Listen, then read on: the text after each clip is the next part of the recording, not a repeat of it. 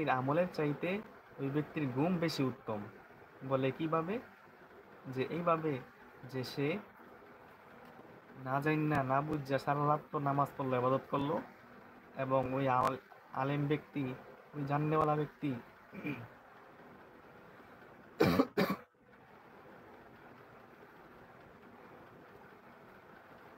ওই জাননেওয়ালা ব্যক্তি আমলের সহিত তাহার রাত্রটাকে কাটাইল, আমলের সহিত সে নিদ্রা যাইল। তো ভাই, ঘুমের সময়ও কিছু সুন্নতি আমল আছে, ঘুমের সময় কিছু আমল আছে যেগুলো যদি আমরা করতে থাকি, আসলে ভাই সুন্নতের মধ্যে আল্লাহ তাআলা রাখছেন একমাত্র শেফা, সুন্নতের মধ্যে কামিয়াবি, সুন্নতের মধ্যে মুক্তি, সুন্নতের মধ্যে সফলতা। তো ওই সুন্নতকে যদি আমরা আঁকড়ায় ধরি, তাহলেই তো আল্লাহ তাআলা আমাদেরকে সফল কাম করবেন। তাহলেই তো আল্লাহ তাআলা আপনাকে আমাকে জান্নাতি বলে ঘোষণা দিবেন, আল্লাহ তাআলা আপনাকে আমাকে জান্নাত দিবেন। তো ঘুমের মধ্যে যে সমস্ত সুন্নতগুলো, যেমন আপনি ঘুমাইতে যাওয়ার সময় প্রথমেই আপনার বিছনাটাকে আপনি 3 বার ঝাড়বেন। আপনার বিছনাকে আপনি 3 বার ঝাড়া দেওয়া সুন্নতের আমল। এটা হোক বিছনা ঝাড়ু দিয়ে ঝাড়লেন, অথবা কোনো কাপড় দিয়ে ঝাড়লেন।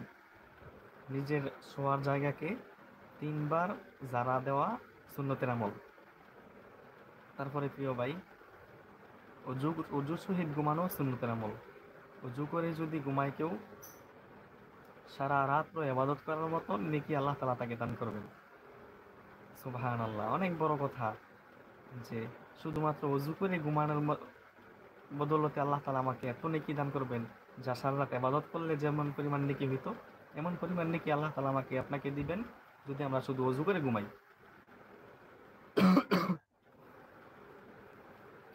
তো অবশ্যই ইনশাআল্লাহ ঘুমের পূর্বে অজু করে ঘুমানোর চেষ্টা করব আমরা।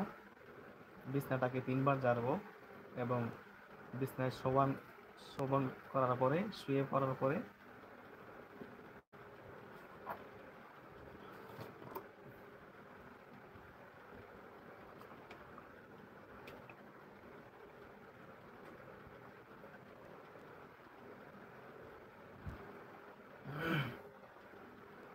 তো যেমনটা বলতেছিলাম, যে বিছনায় শোয়ার পরে অবশ্যই ডান কাতে ঘুমানোর সুন্নতের আমল।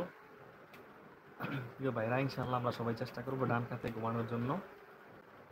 ডান কাতে ঘুমানোর পরে ডান হাত মাথার নিচে দিয়ে বাম হাত পেটের উপরে রেখে ঘুমানো, এটাও একটা সুন্নতের আমল। ডান হাত মাথার নিচে রেখে বাম হাত পেটের উপরে রেখে ঘুমানো, এটাও একটা সুন্নতের আমল।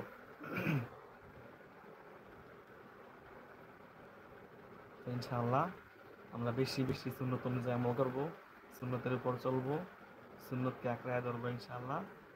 তারপরে বিছানার মধ্যে বসে কালিমায়ে শাহাদাত পড়া সুন্নতের আমল। বিছানার মধ্যে বসে কালিমায়ে শাহাদাত পড়লে এটাও সুন্নতের আমল। ইনশাআল্লাহ আমরা চেষ্টা করব।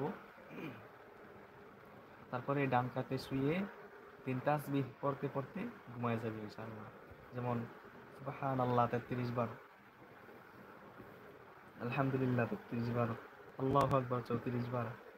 এমন 3 তাসবিহগুলো আমরা ইনশাআল্লাহ পাঠ করতে করতে ঘুমায় যাই।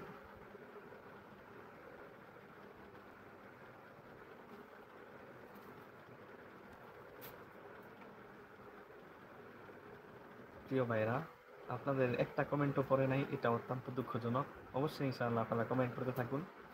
আপনারা কে কোন জায়গা থেকে যুক্ত আছেন আমার সাথে, এটা তো অবশ্যই লিখবেন। আপনার তো লাইভ জমে ওঠে না প্রিয় ভাই, দয়া করে আপনি একটা কমেন্ট করেন।